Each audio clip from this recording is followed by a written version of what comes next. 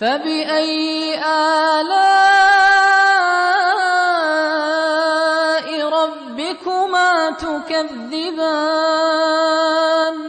Baik, berikutnya dari Pak Yuda di Lampung, Ustaz. Ustaz, amalan riya seseorang yang dicontoh orang lain apakah mendapat pahala jariah? Contoh, seorang yang bersedekah lalu di video dan diupload, ada riya dalam hatinya, namun video tersebut menginspirasi orang lain untuk melakukan sedekah. Apakah orang tersebut tetap mendapat pahala dari orang yang terinspirasi tadi, Ustaz?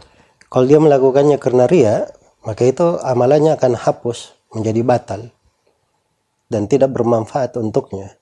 Ada yang mencontohnya di dalam hal tersebut, dia juga tidak dapat apa-apa. Karena asalnya dia melakukannya riya, dan riya itu menghancurkan amalan.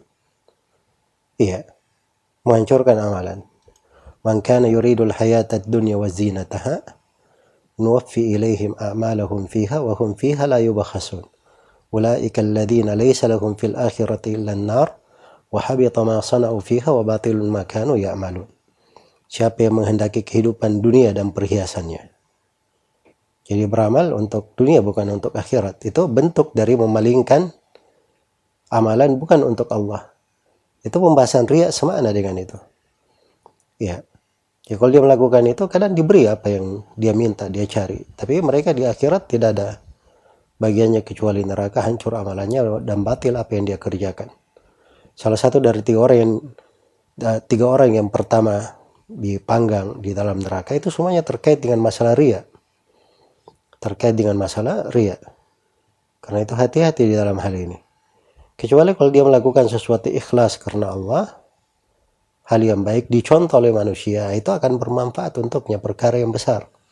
Man sanna fil islami sunnatan hasanah falahu ajruha wa ajru man amila biha wa la yanqusu min ujurihim syai'. Siapa yang memberi contoh yang baik di dalam Islam dengan contoh yang baik, perhatikan bahasanya contoh yang baik. Riya, suatu yang ada riyanya itu bukan contoh yang baik, bukan masuk dalam kebaikan. Kalau dia memberi contoh yang baik, maka dia akan dapat pahalanya dan pahala orang yang mengerjakannya. Karena itu perlu keikhlasan. Ya, makanya hati-hati ya dari postingan-postingan YouTube itu. Sekarang banyak orang-orang orientasinya itu bukan orientasi dia beramal dengan amalan akhirat, tapi yang tanpa orientasi dunia, mencari pengikut, mencari semakin banyak orang yang menontonnya, dan belum lagi di belakang hal tersebut ada layanan-layanan yang dia dapatkan, kemudian mendapatkan suatu hal yang berupa imbalan atau harta dari banyaknya yang menonton iklan-iklannya. Sementara iklan-iklannya sendiri itu ada yang boleh, tapi kebanyakannya mungkin masuk ke dalam hal-hal yang diharamkan. Mungkin dari sudut produknya yang tidak benar, tampilan, atau dari sudut menampilkan aurat manusia dan semisal dengannya, itu adalah hal-hal yang diharamkan.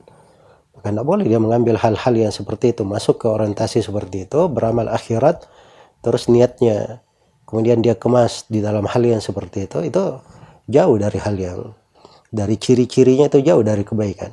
Semoga Allah memberi taufik kepada semuanya.